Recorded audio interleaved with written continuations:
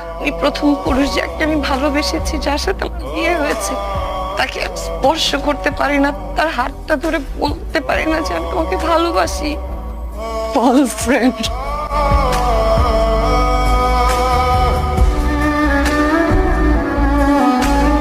Maisha divorce paper sign করে তোর জন্য রেখে গেছে।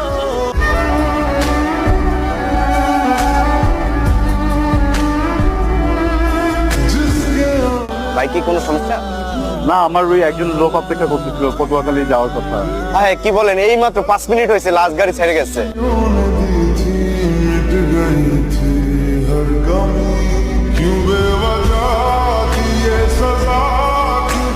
আমি জানতাম আপনি আসবেন।